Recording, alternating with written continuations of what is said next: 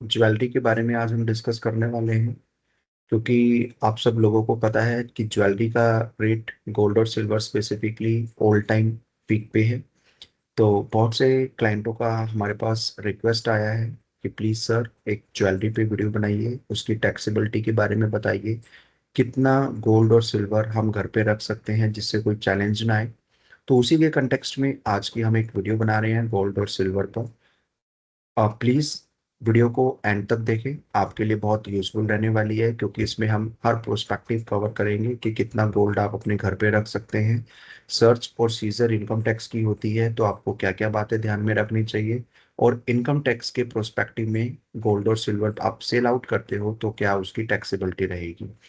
तो प्लीज़ आप वीडियो को एंड तक देखें, हमारे चैनल को सब्सक्राइब करें, ताकि आप लोगों से हमें मोटिवेशन मिलता रहे और हम इस तरीके की प्रैक्टिकल वीडियो बनाते रहें। और प्लीज़ इस वीडियो को आगे बाकी अपने कलीगों के साथ भी शेयर करें, ताकि आप लोगों का प्यार हमें मिले।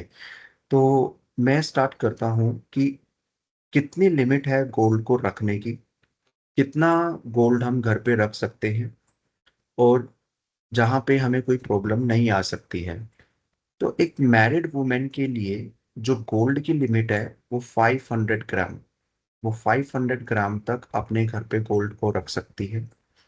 अनमैरिड वुमेन है तो 250 ग्राम रख सकती है, और मैन है तो 100 ग्राम तक अपने घर पे रख सकते हैं। ये लिमिट है जहां तक आपको कोई प्रॉब्लम नहीं आने वाली है। यदि कोई सर्च और सीजर होती है और आपको इस लिमिट के अंदर, यदि मैरिड वुमेन है तो 500 ग्राम, अनमैरिड वुमेन है तो 250 ग्राम, और मैन है तो 100 ग्राम। मैं मोटा मोटी एक प्रैक्टिकल एग्जांपल लेता हूँ। यदि कोई मैरिड मैन है तो definitely 500 gram, and plus man तो 600 ग्राम तक उसको कोई प्रॉब्लम नहीं आने वाली। यदि कोई मैरिड मैन है और उसके घर पे एक बिटिया भी है तो 500 ग्राम उसकी वाइफ के लिए, मैन के लिए 100 ग्राम, और उसके बिटिया के लिए 250 ग्राम। तो अप्रोक्स 750 + 100 850 ग्राम के आसपास वो अपने घर पे रख सकता है गोल्ड को, जहां पे उसको कोई प्रॉब्लम नहीं आने वाली है। बट इसके ऊपर यदि आप कोई गोल्ड अपने घर पे रखते हो तो डेफिनेटली सर्च और सीजर के टाइम पे आपको प्रॉब्लम आ सकती है, यदि आपके पास उसका कोई इनवॉइस नहीं है तो इट इज ऑलवेज रिकमेंडेबल कि जब भी आप गोल्ड परचेज करते हो तो जीएसटी का बिल लीजिए पक्के प्रूफ के लिए। और क्योंकि सर्च और सीजर में आप अपने बिल को रिप्रेजेंट कीजिए जो भी ऑफिसर है। और जो लिमिट है गोल्ड की वो मैंने बताई दी है कि आपको 500 ग्राम, 250 और 100 ग्राम फॉर मैन के लिए। अब प्रैक्टिकल सिनेरियो में हम बात करें तो बहुत सी ज्वेलरी है, स्पेसिफिकली इंडियन रिचुअल्स हैं, जहाँ पे ज्वेलरी पेरेंट से भी मिलती है और आपको ज्वेलरी गिफ्ट में मैरिज के लिए भी मिलती है। तो उस टाइम पे आप लोगों को क्या क्या चीजें ध्यान में रखनी चाहिए, क्या आपको बनवाना चाहिए जिससे आप लोग आगे के लिए सेफ रहें। यदि आपको ज्वेलरी अपने पेरेंट्स से मिलती है तो डेफिनेटली आप विल बनवाइए, जो आपके पेरेंट्स ने आपके नाम पे विल बनाई है उसको आप अपने पास रखिए।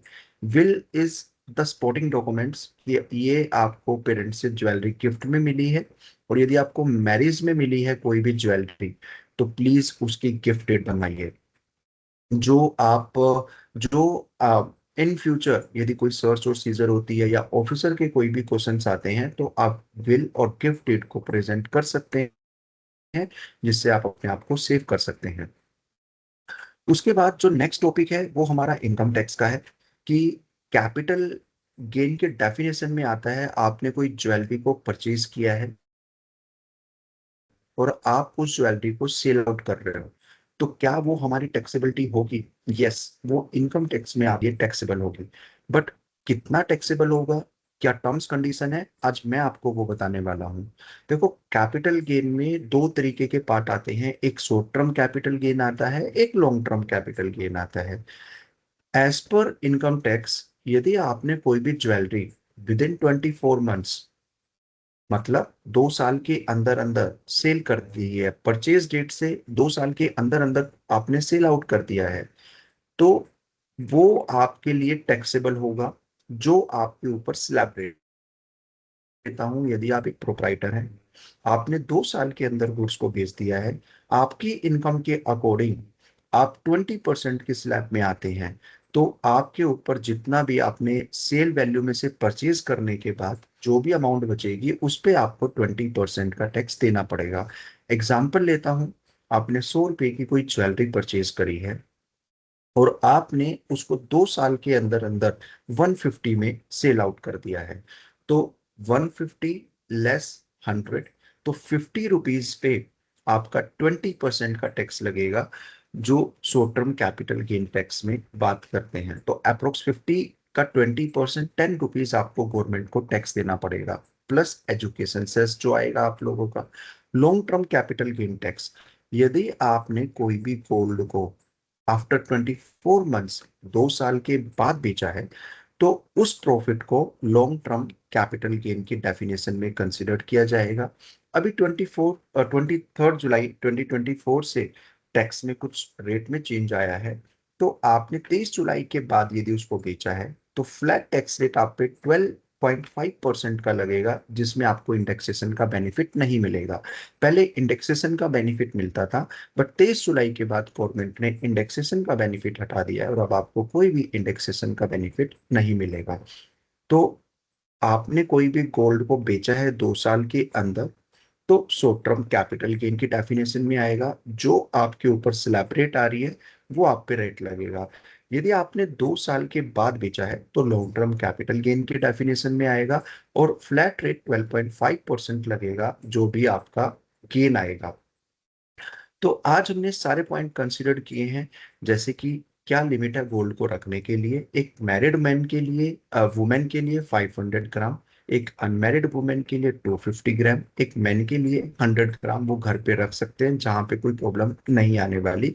बट उसके बाद प्लीज आप लोगों के पास प्रॉपर इनवॉइस हो। बट हम वी आर ऑलवेज रिकमेंडेड कि जब भी आप कोई चीज परचेज कर रहे हैं तो उसको प्रॉपर इनवॉइस के साथ परचेज करें।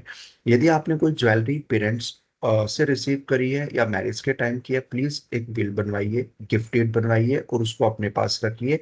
फ्यूचर के लिए आपको वो सेव करेगी। यदि आपने कोई गोल्ड को सेल किया है तो short term capital gain, long term capital gain के प्रोस्पेक्टिव से इवेलुएट कीजिए। शॉर्ट टर्म में आपका जो स्लैब रेट है उस पे टैक्सेबल होगा, लॉन्ग टर्म में 12.5% पे टैक्सेबल होगा। तो आज मैंने गोल्ड के कंटेक्स्ट में मोस्टली पॉइंट कवर किए हैं। फिर भी आप लोगों के कोई क्वेरी है, कोई कंसर्न है, तो आप हमें कमेंट बॉक्स में मेंशन कर सकते हैं। आप हमें पर्सनली भी रीच आउट कर सकते हैं डिस्कस करने के लिए, सो डेट हम आपके पॉइंट को रिजोल्व कर पाए। और प्लीज इस वीडियो को आगे अपने कलीग के साथ शेयर कीजिए, क्योंकि हमने प्रैक्टिकल एक्सपेक्ट को कवर किया है इस वीडियो में।